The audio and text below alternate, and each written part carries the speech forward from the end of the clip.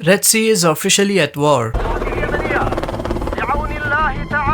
Tensions in the nearby Red Sea. Red Sea has been witnessing attacks from the Houthis. Shipping by Yemen-based Houthi rebels. नवंबर 19 में एक container ship जो India पे bound होता है वो hijack होता है हुतीज रेबल के थ्रू। इनिशियली सबको यही लगता था कि ये बस एक और रेबल अटैक है रेड सी में, क्योंकि ये चीज वहाँ इतना अनकॉमन नहीं है दोस्तों। लेकिन बाद में पता चला कि ये इंसिडेंट पूरी दुनिया में एक इकोनॉमिक कैटास्ट्रॉफी ला सकती है, क्योंकि ये एक या दो अटैक नहीं है, 37 से भी ज्यादा ऐसे केसेस, ऐसे इंसिडेंट्स हुए हैं सिर्फ नवंबर 19 से दिसंबर 18 तक, जिनमें से एक इंसिडेंट दोस्तों गुजरात के कोस्ट से सिर्फ 204 नॉटिकल माइल्स की दूरी पे होती है। The Red Sea is a busy corridor for India's sea trade, and any disruption could have significant consequences. The attacks on commercial ships in the Red Sea by Yemen's Houthi rebel group has led to concerns for Indian exporters. Reports say rice exports from India could get more expensive. The cost of basmati rice could increase by 15 to 20%. India-bound ship, a cargo ship,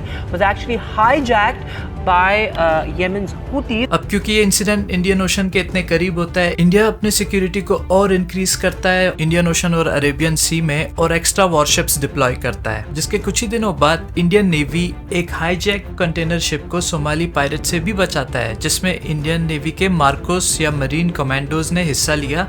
और आप यहाँ देख सकते हो कि वो कैसे इस हाईजैक शिप को बचाते हैं सोमाली पायरेट से।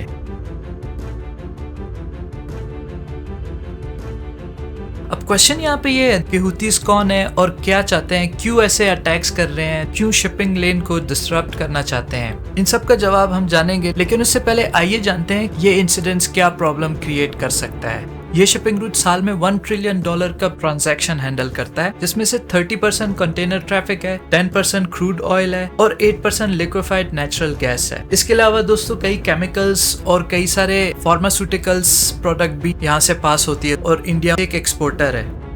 अगर आपको याद होगा दोस्तों, लास्ट टाइम जब स्विस कनाल ब्लॉक हुआ था तो $9 बिलियन पर डे का हमें नुकसान हो रहा था, जो कि $400 मिलियन पर आवर वर्थ है। तो इस स्ट्रेट का नाम है इस कनाल की जगह। अब इस कंपनी की सारी शिप्स साउथ अफ्रीका से होते हुए यूरोप तक जाती है, लेकिन ऐसा करने से शिप्स को 43 डेज लगता है अपने जर्नी को तय करने में, जबकि स्विस कनाल रूट यूज करने से ओनली 34 डेज लग सकता है इन शिप्स को अपने डेस्टिनेशन में पहुंचने तक। अब ज्यादा टाइम का मतलब है ज्यादा पैसे स्पेंड होना, एम्प्लॉय की सैलरी वगैरह वगैरह, जिससे इनडायरेक्टली हम पे कॉस्ट आएगा, हमारे लिए चीजें एक्सपेंसिव हो जाएगी। अगर हम यमन के मैप को देखें तो हुतीस काफी स्ट्रेटेजिकली हुतीस यमन के इस पार्ट में रहते हैं, इंक्लूडिंग कैपिटल सना उनके पास है, और उनके पास रेड सी का भी एक्सेस है, जहां उनको काफी इजी हो जाता है एक शिप को हाईजैक करने में या ड्रोन्स लॉन्च करने में। तो दोस्तों आपने इकोनॉमिक के लिए तो समझ लिया कि ये कितना इंपॉर्टेंट है। अब आइए समझते हैं कि जियोपॉलिटिकली ऐसा क्यों हो रहा है और कौन है इसके पीछे। तो आइए सबसे पहले जानते हैं कि ये हुतीस है कौन। तो हुतीस का जन्म 1990s में ही हुआ दोस्तों। इनिशियली इन लोगों ने वेपन उठाया करप्शन के अगेंस्ट अपने गवर्नमेंट से लड़ने के लिए,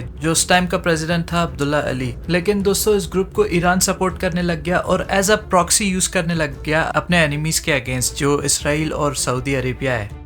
अब reason behind the recent attack भी दोस्तों यही है, मोर और लेस ईरान के कहने पे ही हुती रेबल्स इन अटैक को अंजाम दे रहे हैं, और उनका मोटिव यही है कि इजराइल पे प्रेशर डालना ताकि गजा का वॉर रोक दिया जाए। अब क्योंकि रशिया ईरान का एलाय है, इसलिए हुतीज रशियन शिप पे या रशियन कंटेनर्स पे अटैक नहीं करते। इन अटैक्स को लेके यूएस और यूके एक वार्निंग इशू करते हैं हुतीज को कि अगर आपने ऐसा करना कंटिन्यू किया तो उसके कॉन्सिक्वेंसेस हो सकते हैं, और हुती रेबल्स रिप्लाई में कहते हैं कि हमें कोई वार्निंग रोकने वाला नहीं है, और एक रात पे अपना डेडलीस्ट अटैक लॉन्च करते हैं, जिसमें 21 ड्रोन्स और मिसाइल्स होते हैं दोस्तों।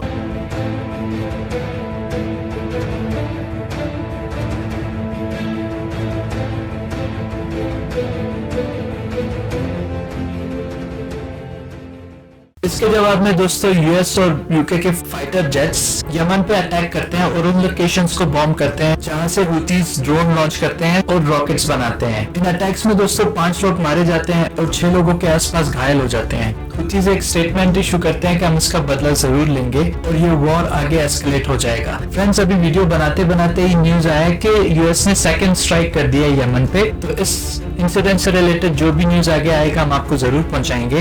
अगर आप जानना चाहते हैं कि क्या हम वर्ल्ड वॉर 3 की तरफ जा रहे हैं या नहीं, हम वर्ल्ड वॉर 3 से काफी दूर हैं, उसके लिए आप ये वीडियो देख सकते हो दोस्तों, आपको अच्छा लगेगा। तो जाने से पहले दोस्तों वीडियो पे एक लाइक जरूर ठोकना और अपने दोस्तों के साथ शेयर जरूर करना।